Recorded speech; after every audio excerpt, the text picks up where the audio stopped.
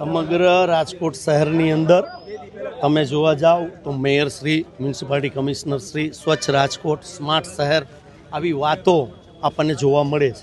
2 દિવસ પહેલાં જ ગુજરાત રાજ્યના મુખ્યમંત્રી પણ આવ્યા, ત્યારે રોડ રસ્તા શણગારવાનો પ્રશ્ન બન્યા. પણ આજે તમે જુઓ કે આ રેવન્યુ કચેરી છે, અહીંયા લોકો, રાજકોટના આપણા રહીશો, સામાન્ય માણસથી લઈ અને ક્લાસવાળા લોકો પણ અહીંયા દસ્તાવેજ કરાવવા અથવા લેવેશ જે કરતા હોય એ અહીંયા આવતા હોય છે, વકીલો પણ આવતા હોય છે. ત્યારે તમે જોઈ શકો કે અહીંયા કેટલો કચરો છે. અને આ મ્યુનિસિપાલિટી કમિશનરનો બંગલોની નજીક છે, વધીને 100 મીટરની ડિસ્ટન્સની અંદર આ જગ્યા છે. તો લોકો અહીંયા આવીને જે હેરાન પરેશાન થાય છે. વોર્ડ નંબર 7 એટલે કે મેયરશ્રીનો હોડ આવે છે. રાજકોટના જે મેયર છે ડૉક્ટર નેહલભાઈ શુક્લ, એમનો હોડ આવે છે ને એમના મહાનગરપાલિકાથી, રાજકોટ મહાનગરપાલિકા મુખ્ય યુનિટથી પણ નજીક છે.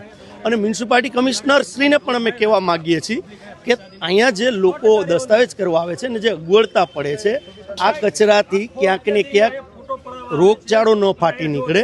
આજે કોંગ્રેસે એટલા માટે આજે સ્વસ્થ કરવા માટે અમે કાર્યક્રમ આપ્યો છે કે સરકારી જેટલી વસાહતો છે, કોઈ પણ તમે બસ સ્ટેન્ડ લઈ લ્યો, જાહેર જેટલી સ્થળો છે ત્યાં આ જ પરિસ્થિતિ છે. એટલે કમિશનરશ્રી અને મેયરશ્રીને આ બાબતે જોવું જોઈએ સ્માર્ટ સિટી બનાવતા પહેલાં.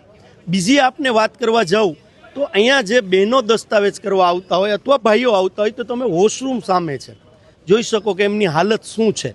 તો અહીંયા એટલી અત્યારે જે ઓનલાઈન જે સમય મળે છે એની અંદર લોકોએ દસ્તાવેજ કરવા આવ્યા હોય તો સમય આપવો પડે છે. વકીલો પણ આવતા હોય છે, અડધી પોણી કલાક લોકો હેરાન થાય છે.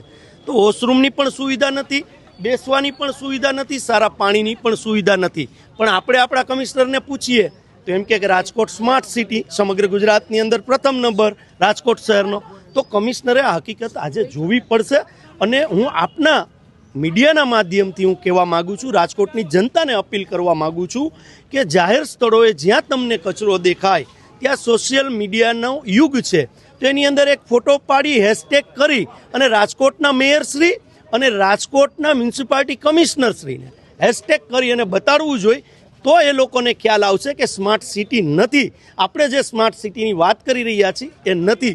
રાજકોટમાં સમગ્ર જગ્યાએ બાજુમાં જ બીજી રેવન્યુ કચેરી છે ડીએસની અંદર, ત્યાં પણ આવી જ હાલત છે. મુખ્યમંત્રીને જવાબ જો વિરોધ પક્ષ તરીકે અમે તો સૂચન સારા આપીએ છીએ. સત્તામાં એ લોકો છે, પ્રજાની સુખાકારી માટે વિરોધ પક્ષ હોય કે સત્તા પક્ષ હોય, બંને કામ કરવાનું રહેતું હોય છે. તો વિરોધ પક્ષ તરીકેની અમે એમને સાચી વાત કરીએ છીએ, પણ આ તંત્રની અંદર સાચી વાત જોવાતી નથી. મુખ્યમંત્રીએ જે ગઈકાલે પ્રશ્ન પૂછ્યો હતો એનો જવાબ આજે જ આપણે રાજકોટની જનતા વતી વિરોધ પક્ષ તરીકે અમે આપી રહ્યા છીએ. પણ તંત્રએ, મુખ્યમંત્રીશ્રીએ એ વાત કરી, બહુ સારી વાત છે, આવકારદાયક વાત છે, પણ મેયરશ્રી અને કમિશનરશ્રીએ આમાં જાગવું જોઈએ. આવું સ્પષ્ટ અમે માનીએ છીએ.